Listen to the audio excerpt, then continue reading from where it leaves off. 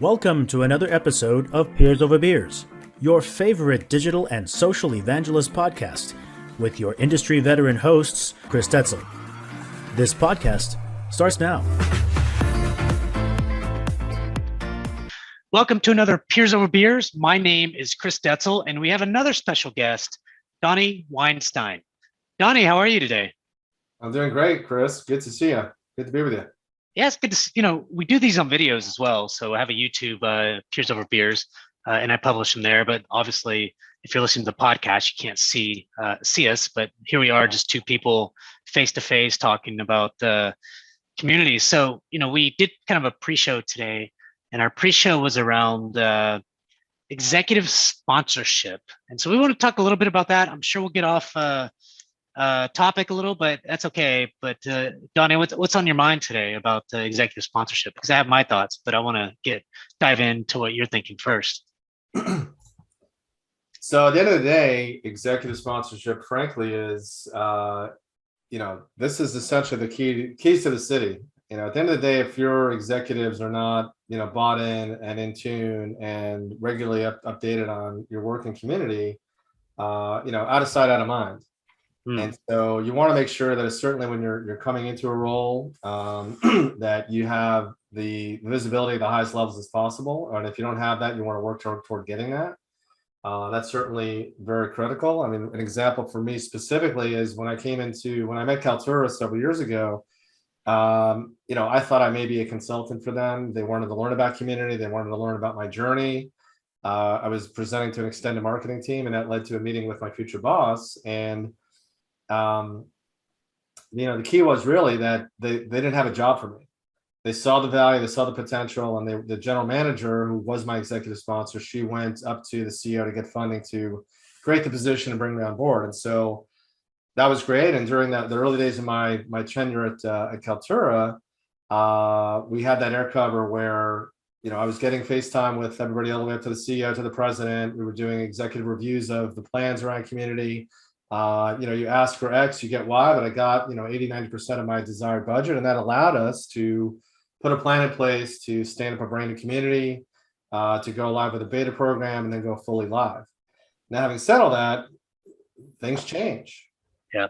During that time, the same general manager that petitioned the CEO to get funding for my role and for community moved on. And then we had a new executive, new GM that came in, and that person did not see the community in the same manner that the previous one did, and it took some educating. And the particular GM was very focused on, how do I double my revenue the next 12 months, which is certainly a very important objective for a growing startup. But again, tying that specific objective to standing up a new community, well, those don't necessarily align as your top 2 or 3 priorities. It was important, the work I was doing, but again, tying the dots to doubling revenue in 12 months is not necessarily one of the same for building a community to nurture existing 1,000 logos and driving deflection and content creation and advocacy, adoption, and ideation, all those great things that community can do. So it certainly took time to bring that executive on board, and then beyond that, I was kind of keeping an eye on the radar on the company. Who are the other executives that we needed to bring into the fold? And one was a new chief customer officer, who was standing up a new council, basically to make the company more customer centric. And he invited me to become part of that council. And so as I got involved with the work we were doing there, I felt like that was going to be a better place for me strategically to be longer term. And as we did that, pivoted and moved over to to reporting under the chief customer officer's organization.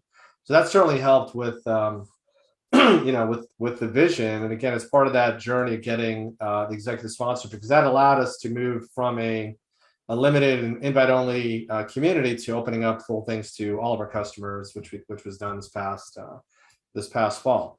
And even if I look back, my days at HP, when we again had sponsorship all the way up to the CEO to build out this, to get funding for lithium back in the early days, to go to building out these incredible communities for HP consumer support. For many years, we had visibility and sponsorship all the way to our SVP, to the VP, even the executive VP at HP.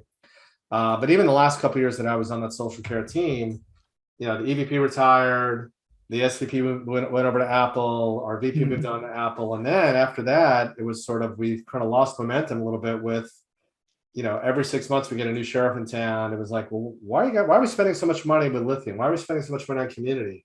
Can't this just like run on its own? And so again, it's that mind share of, again, the value of community, and making sure that you're presenting that, communicating it, and providing metrics around relevant KPIs and ROI is incredibly important. I think that you hit the nail on the head. So just to give you a little bit about my story, because I think it's highly important, especially specifically on this topic, is that, when I came, before I came to Realty, I worked at a cybersecurity company called Imperva. Great company, but they never had a community, and the CEO and his staff at the time believed heavily in community because they didn't have it. They've been around for a while. They weren't a startup or anything else. 6,000 logos, et cetera. And during that regime, I really did some really cool things. But then when they left, the CEO left, chief customer officer left, the VP of customer success left. All those people that were there are now gone. They had a new CEO, new chief customer officer, new everything. I mean, I think I did a really good job from bottoms up, as well, but then I had to start over with tops down. And it's not that they let me go or anything like that, but, I started seeing the writing on the wall, like, they don't want to invest in community anymore. They don't, I'm gonna say they sort of saw the value, but it wasn't really on top of their mind or anything else. And so I didn't get as much chance there to present in front of the executive staff. I didn't get, the CEO at the time, or she called me and said, "Hey, Chris, what is this community thing? Like, I keep hearing your name and keep hearing these things about community. Like, what the hell is it?" And so I had to educate her. So, the positive is I started to get in front of them. But when I came to Reltio, so the CEO that left Imperva is the one that has actually recruited me to Reltio. So that's a good sign, right? Like when your CEO recruits you. And even to this day, like I've been there a little over a year, and even to this day, he always pushes the executive team to think about community in a big way. Where are we going to go big? Community is one of, they're doing many things, but community is on that list still. And so, I report in today to the CMO, which is a good place to be, but the chief customer officer that's there now truly believes in it, and others. And so I think that, when you kind of look at, hey, you need buy-in and you need to present to the executives in front of people, I have plenty of opportunity. Like on Tuesday, I'm presenting to the entire company that includes the CEO and then the entire staff about, all things community, right? Like, what did we do last year? What are the metrics? What are we going next year? Those kinds of things, right? And so, and I have, and then, the other ways that I get in front of the company is through we have these weekly, they call them stand-ups that HR puts on. Mm-hmm. 200 or 300 people are on those calls, including the executives sometimes. And so, every month or so, I try, maybe it's 6 weeks, I try to get in front of on that team and present, customer stories, what's going on, this is the value and everything else. And so what I'm doing internally is creating that excitement, not just with, the people that are going to help me do the work, the worker piece, but I'm also creating that buzz and excitement within the executives. Every single executive I have contact with. I can, like today, I had this idea, and we always have ideas, and I was like, I'm going to do this. So I reached out to our founder and CTO, and they're trying to push him to be more kind of out there, the master data management expert, kind of the visionary, everything else. And I said, hey, Manish, let's do an Ask Me Anything. We're going to, on the community, we're going to invite, prospects, customers, partners, and employees to it.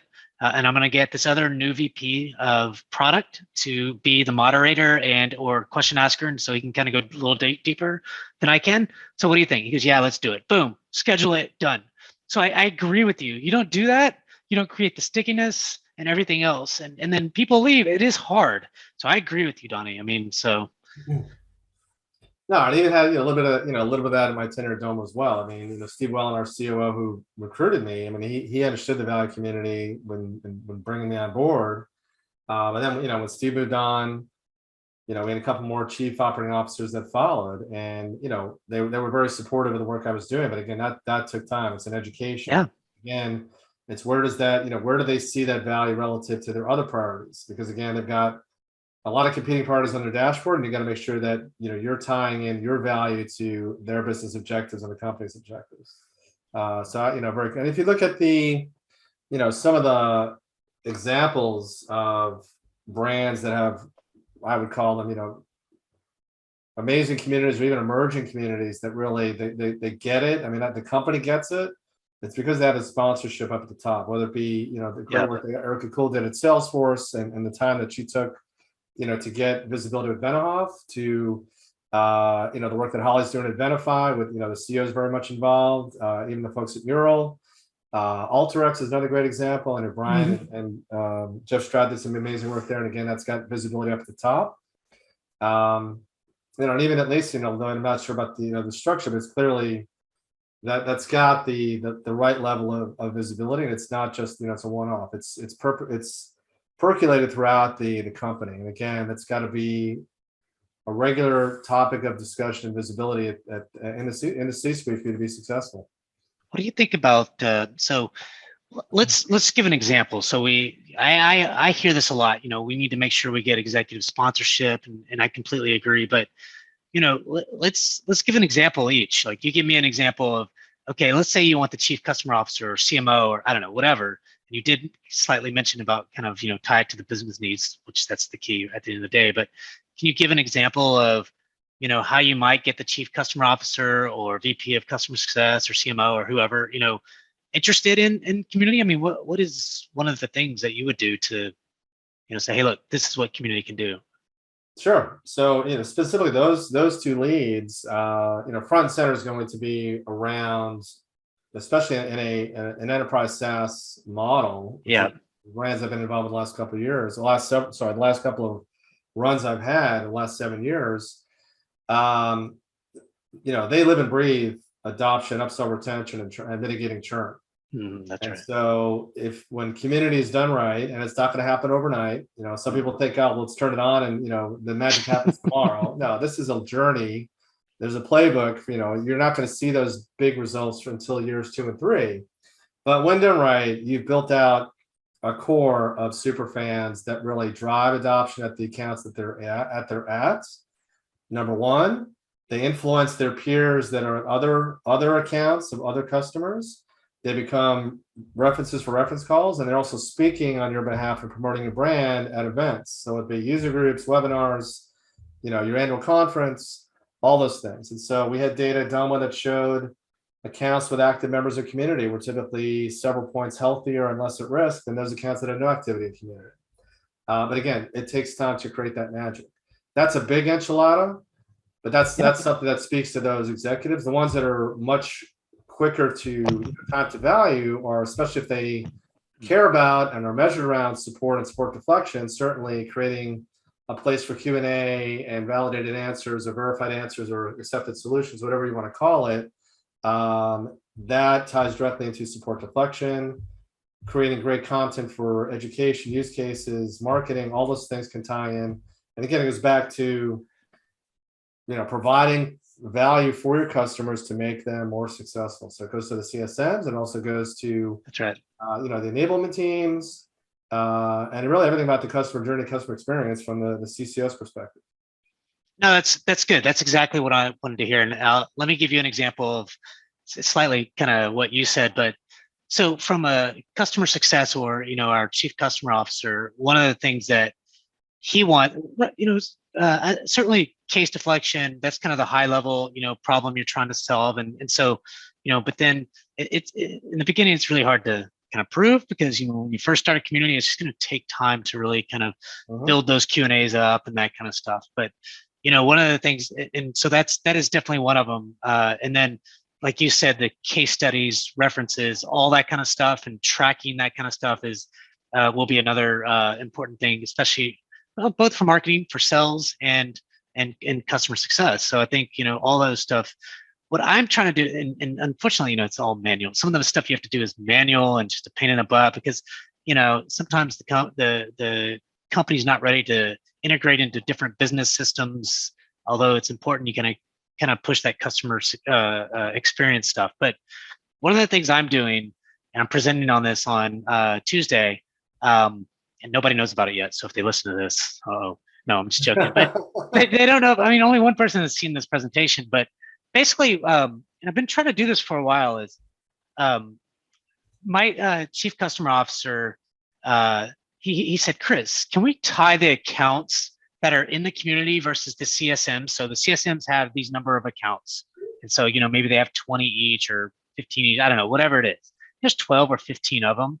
And so, right now, there's no system that ties together. But what I do know is I can go into our CRM and look at all the accounts that each CSM has by a report. And I could push that into Excel. And then I could push all the accounts and all the, emails and users into, I guess Excel, whatever, and then do a VLOOKUP, which I'm not really good at all that. I always find somebody to do some of the shit, and then what it does is automatically, once you kind of put it all together, is it then says, these are the accounts that each CSM has that are in the community, right? And then you can even put the users if you want, or the number of users and that kind of stuff. But then what that does is gives me the percent of accounts that are in community by CSM, gives me the name of the CSM and their accounts if you want, or you just put the number. And then what I can do is today we're at, X percent. We want to get to this percent because we know when they engage, they'll buy more, they will help each other more, they will become more references and all this kind of stuff. And the more people you have in those accounts, the better. And so I have that information, which I'm super excited about. And I'm going to present that, and that's a big value to them. Now I can show the CSMs and say, hey, go to this thing, view only, and, take a look at the accounts that are there. These are the ones you need to go after. And these are even more. If you only have one, you still need to go after them. Does that make sense? I think that, it's just one little thing, but to me, it's big because I've never done that before. Right. So, but now I've got to keep up with it. So, but I think it's just providing value to the organization in any way you can, so. No, absolutely. I mean, again, Domo, Domo's in the analytics business. And so the CSM afforded a pretty robust account health scorecard. And so we could then look at the logos and then cross map those to, our community database, look at our stars, look at those people that were active, map those back, and then show, this comparison. And even Kaltura was starting to do some of that work around, the accounts, those that were in, in community versus those who were not, and with objectives to get more from missing accounts in there as the community is starting to build out.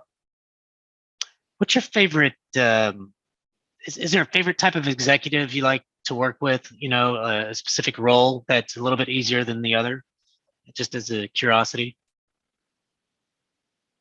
It's kind of a weird question. The reason I ask is think about that, and I'll kind of talk a little bit about it. So since Imperva, so I did communities before Imperva, but is at an electrician place, so it's a little different than what I do the last few years, or 5 or 6 years. But when I was in Imperva, I was under customer success, and then when I started at Realtio, I was under customer success until recently. Now I report directly to our CMO, and so those two are completely different, right? Like it was so weird because the things that I'm used to hearing, and I'm not sure if there's one that I have a favorite than the other, but it's just kind of a learning experience. But when you're under like the chief customer officer in their organization, they care about support stuff. They care about, making sure customers are implemented. They want to make sure that, the customers are happy, and, they're always fixing problems. I mean, it's just always the customer, just on that side. That's all you care about. And just making sure that they're getting the value and that they're renewing on time, and maybe there's going to be a higher renewal. The TAMs, I mean, it's just customer, dealing with problems after problem after problem, or, trying to make them, happy and that kind of stuff. But now when you deal with marketing, generally there's a huge, uh, um, what do you call it? There's a huge relationship between sales and marketing, right? Because all they care about is leads and bringing new business and that kind of stuff. So marketing and sales are joined at the hip, and so that's all I hear about. It's a different conversation. I'm like, shit, like I've been doing this for a long time, Right. and secondary thing for me was, yes, leads will come in, or leads, people will start looking at it. It's kind of yes, it's brand awareness, but that's not what I care about is brand awareness on the customer side. I want to be on the first page of Google, and I want people to, or when they search our product, to be on the, and find it right there on the first page. And marketing, like I get some leads or some case studies, or I don't know. You know what I mean? So it's a different language. That's all I'm saying. I didn't know if there was some kind of thing that you might be used to more so than the other. No, so I think without putting executives into a particular box or title, Fair. my thought is my what I like to work with, or my preference is executives, regardless of what role they're in, that really care about a real customer conversation, that actually talk to real customers and not just look at reports. Yeah. And who understand the value of it. They care about the journey post sales. So where's my customer? How long have they been with us? Are they in their year 1 or the year 2 or the year 5? And why are they, understanding why do they keep renewing, and how are they getting the information? Because I think then there's a high correlation to the work that happens in community, because they care about the pulse of the customer and what they're talking about and what their pain points and what their needs are, as opposed to, as you said, let's go find some more leads, which is important. But again, that's like, I think, secondary in the community world. I agree. What else on this topic? Any kind of buzzing thoughts around executives or anything else? No, I think it's, like I said, I think it's about, mind share and leveraging that especially once you have them on board, is to leverage their influence and visibility and speaking opportunities that they may have across the company, or even at events, to leverage their platform to promote your cause. I think that, so that kind of example that I gave today about, bringing Manish, our CTO, into and Ask Me Anything, and to have that kind of level of support, I could Slack our founder and CTO and say, hey, do you want to do this? Absolutely, I want to do this, this kind of thing, and he's going to do it, but then the other thing is trying to get other executives involved. So there's somewhat of just call him kind of new, of our product team, and he's a VP of, I forget, product platform and something, but people love this guy. And so I asked him, I said, hey, would you like to join me and Manish on a Ask Me Anything, and you could be the moderator and whatever? And I didn't know, like I've met him a few times, but I never really he said, yeah, absolutely. He goes, anytime you get me in a mic, I want to do it. I said, he's a good speaker, and I was like, perfect. So the reason I did that, Dani, is because it's important to get those leaders involved and engaged, right? Like, and then and bring them in, right? So they'll remember that. And I think that kind of stuff is fun. When you start playing with those kind of emotions, the fun stuff, then they're like, oh, I see the value of that, because everybody wants to speak. Everybody wants to be a star, man, to some degree, right? And so if you can make them that and help them, you have to show the value, all those, you have to do all those things. But I also take the way of, can I make these guys the superstars? What can I do on my end to, one, look at Manish as the thought leader in all things master data management. When people think of master data management, they think of Manish. But then secondary messages, how do I get Ansh kind of, some time out there with our customers that he probably hasn't had much of, right? And a bulk of customers, and that could just be the start of our journey of a really good relationship, and that's what I'm always thinking about, is the relationships that I can build internally, both at the executive level, but I also need those that are really smart, that can actually that know about the product and can get some shit done. You know what I mean? Yeah, no, and to that point, one great way to help accelerate, especially once you've got an executive that's bought in and on board and an advocate for your work, is getting them involved at key events. So specifically, you've got a user group in Chicago or New York or some big event, and they happen to be there. Make sure that they acknowledge community, but also get to meet some of your community stars that may be in attendance. I think for me specifically, one of the most successful things was my annual community awards at our annual conference, Palooza. I would make sure that my executive sponsor, my COO, was doing an opening and actually being there, not for 5 minutes, but the entire 90-minute happy hour event, and seeing my full-on show. We're doing my Oscars, where we're recognizing the top solution author or the ideas champion or whoever it may be, because then they're mingling, they're getting there, and some of these people they know, but at that point they're like, the customer feels great because like, wow, the CCO is now cares about what we're doing, but more importantly, they get to see firsthand the impact of these top contributors in community for the company.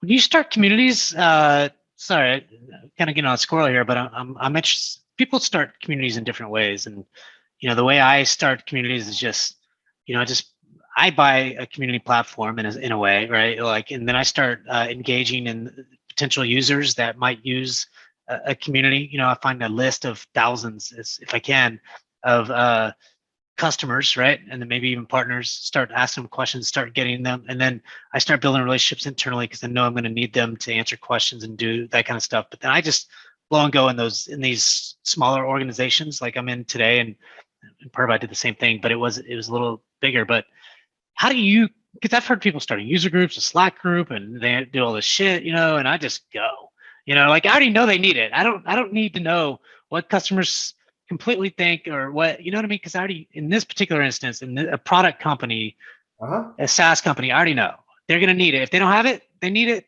And these are the reasons why, like it's pretty easy to me to kind of think about that.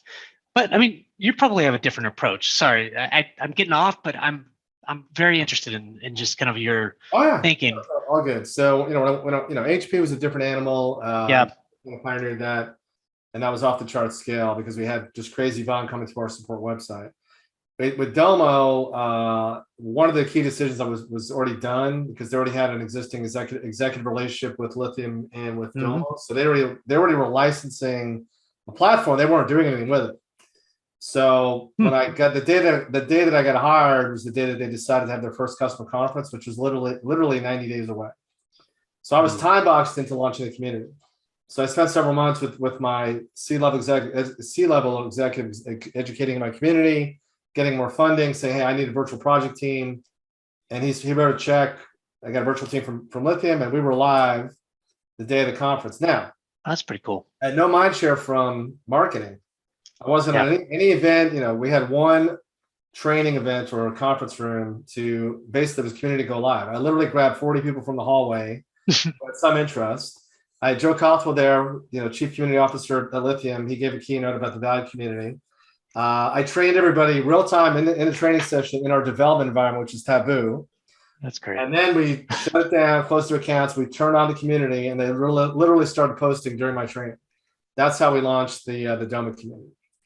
And obviously from there, we got a lot more traction with what we're doing. And in the case of Kaltura is more traditional. The way that I look at it is simply this. The brand already has conversations going on with customers. It's like, where are those conversations happening? Yep. It's support, it's at the CSMs. So understanding, okay, who, the nature of the conversations, the pain points, and so on.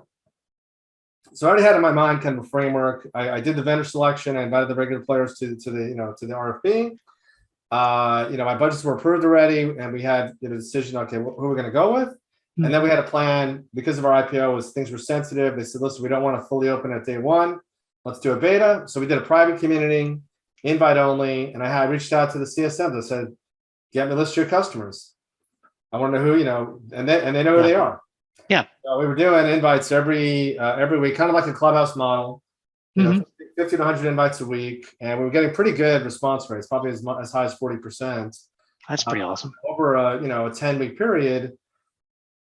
12-week period where we got about 500 customers in there by the time we got through the summer between May and August.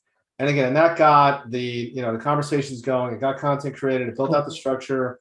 In the meantime, we went IPO. We got that behind us. And then, like I said, I moved over to the chief customer officer's organization. He's like, open it up, go do what you need to do. And at that point, we then opened it up, and now, number one in SEO, and getting all the usual suspects involved around, promoting community, whether it be in, email campaign, marketing campaign, websites, CSMs, email signatures, and so on. Yep. And then, of course, getting thought leaders involved to create content. So the short answer to your question is, it's really understanding, where are the conversations taking place? Who are you going to reach out to? And you don't have to invite 10 million people. You got to start out with a core I agree. that are passionate about your brand. They have knowledge about your product, and they're going to be they're going to have thirst for that community. And in my case, Kaltura was pent-up demand, and it came to fruition. Of course, you iterate along the way, and then you bring more people to the show. That was great, man. I love that. It's funny because when I do it a little bit differently. I do kind of talk to CSMs and get them excited, but you're right. You can invite 1 million people, and if you invite 1 million people and you don't have content there, then it's kind of like going to a party that no one's at. You start. I think that the best way really is to kind of start small-ish. I like your kind of. I did that too. I started. I did just a week though, maybe 2. I said, all right, well, we'll do kind of a pre-launch to see if we can get people interested and maybe start creating some content a few weeks before, and then add people in. Hey, you're special, and we want you to come in. You're solely invited to this thing, and that kind of worked, and then eventually I just kind of launched it, and then now it kind of, people they come in, and I'm getting.